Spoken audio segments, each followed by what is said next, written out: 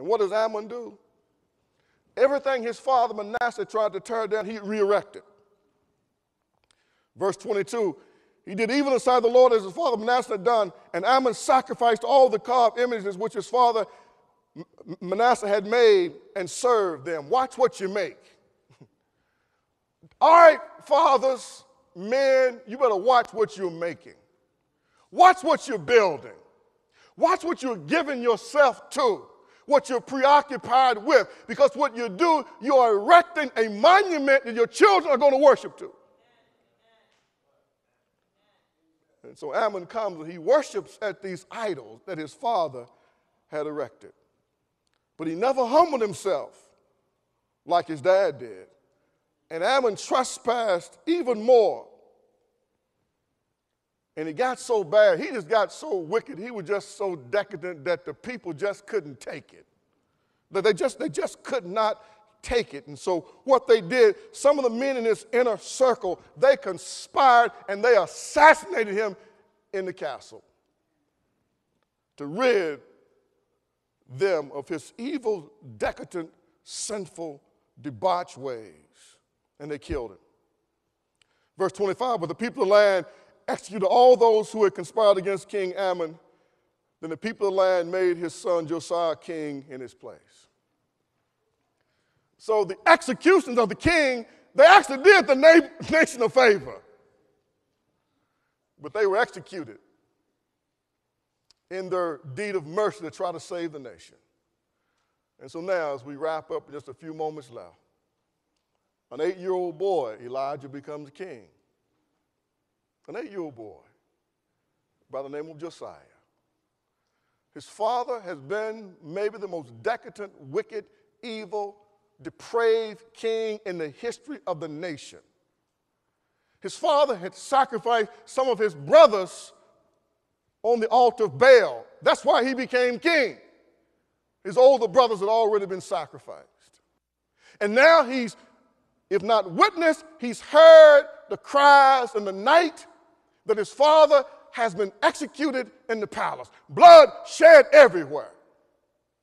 And you can only conclude there's no hope for him. He's going to be psychologically deranged. He's going to be a David Koresh. He's going to be a son of Sam. He's going to be a serial killer. He has every reason to justify the fact I'm mentally unbalanced and unstable. My father was a nut, a raging maniac. My grandfather was a raging maniac. My genetic DNA just got me off the hook. Put me on some medication. Put me on some Ritalin. Give me something, because I'm just plumb crazy. I'm liable to hurt somebody up in here. And they give him the reins of the kingdom at 8, because Israel was based on the succession. The kingship fell to the oldest son. It was a monarch, absolute. So Josiah becomes king. But verse 2 is the turning point. It is a turning point. It's like the but in Ephesians when it says that we were bullseyes for God's judgment, but God, who is rich in mercy toward us. That's what you find in 2 Chronicles 34, verse 2.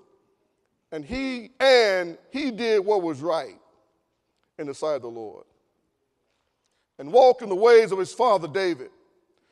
He did not turn aside to the right hand or to the left. The first thing about Josiah, as we run through some quick points here, he says he did what was right in the sight of the Lord. He chose a good pattern. And if you're not careful, what you will miss here is that he followed after his father David. The problem with that is David wasn't his father. David wasn't even his grandfather. David wasn't even his great-great-grandfather. David wasn't even his great-great-great-grandfather. As a matter of fact, David had lived several hundred years before he was even born. But he knew something about history. And he knew that somewhere in my line, somebody served God. Anybody know where I'm going with this? You got to find somebody somewhere in your roots, somewhere in your lineage, your grandma, your great-grandma, your cousin, your aunt, 2 or 3 or 4 times renewed. But somebody knew God somewhere for you to get in the kingdom. God heard somebody's cry who had you in mind. So Josiah went back and he said, my father David, that great patriot, that great king of all, man after God's own heart, he called on God and cried out to God, and God helped him. So he patted himself after his father David. I say to you men here today, all of you men here, members of this church, members of the AAU basketball team, Major League football team, you got a heavy responsibility. You got to walk right. You got to talk right. You got to do right. The future of our entire community, it weighs in the balance as to whether or not we will be able to influence enough of these young boys to want to be real men. To want to be real men. That's where the battle is, my brothers and my sisters. We got to have young boys who have a vision that one day I want to be a real man, and I want to take a wife, and I want to have a wife, and I want to have children by one woman, and they all live in the same house. So when we pray at night, we can all pray together at one time. Are y'all listening to me? Now, I'm not standing in judgment of anybody. I'm not standing in judgment of anybody. We got to turn this thing around. We need houses where everybody in the house got the same last name and everybody look enough alike, whether you bleed from the same family and got the same gene pool. That's what I'm talking about. That is what's so desperately needed, my brothers and my sisters. We don't need another welfare program. We don't need an equal opportunity employment program. What we need is a program where men want to be men, and want to be husbands, and want to be fathers, and want to be husbands that bind everything together and holds everything together and sacrifices whatever it takes for the benefit of the wife and the children. That's what we got to create. That's what we got to create. And so everything else is just the means to try to get to that end. We know how to create football players, basketball players, track stars, boxers, pimps, and dope pushers, but can we produce men? Can we produce men again who will love their wives and love their own flesh and love their children to their last drop of blood? Can we produce men who will work at McDonald's and Burger Kings and wherever they got to work to make sure their baby got Pampers and milk and a place to stay? That's what we got to do. And that's what we need. And that's what we are. And so our whole community weighs in the balance. And this nation weighs in the balance. This nation has never been a great nation where it didn't have men who just wanted to be a man, who wanted to be a husband, who wanted to be a father. That's what it means to be a man biblically, to be a husband, to be a father. And if for some reason you end up not being a husband, if you made children, you still are a father. You're still our father. I get tired of guys coming to me. I try to hire a guy to do some work. He didn't want to do the work because he said, well, they're going to take out child support. I said, I took care of my 5. Why can't you take care of yours? Why do you get a pass? You mean to tell me you're not going to work?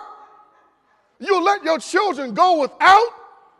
You won't work because the child support people are going to take out child support to feed the babies that you brought into your world. You're a sorry human being. It doesn't get any sorrier than that. And we got to tell people, there's no more sorry people on the planet than men who will not try to take care of their children. You can't get any lower than that. I don't care what you're driving and what you're wearing and where you live. If you won't take care of your children, you are a sorry human being. They need you. They need you. They're the most vulnerable people on the planet. They're not like the senior citizen. At least the senior citizen can vote. And the senior citizen, they vote too. When the seniors speak, all the politicians listen. The seniors, they watching the TV and they watching the news and they reading the newspaper. So when the silver hairs show up in the legislature, all the legislators, they show up. They listen to the seniors, you see. But who listens to the children? Nobody. That's what daddies are for. That's what the men are for, to fight for the children who otherwise don't have a voice. Well, Josiah was 8. He didn't make no excuses. He didn't make no excuse for his situation. It doesn't matter how you came to this world. I said it before, I said it again. It doesn't matter you came to this world in wedlock, out of wedlock, side lock, padlock, on the back of the bus, on the back of the pickup truck, under the bridge. It don't matter. Thank God that you're here. Thank God that your mother had enough moral integrity that she didn't abort you on an abortion table in a backroom clinic somewhere. Thank God that she carried you for 9 months, let you gestate there, and then delivered you into this world. Thank God for that. Thank God for the gift of life that he's given to you.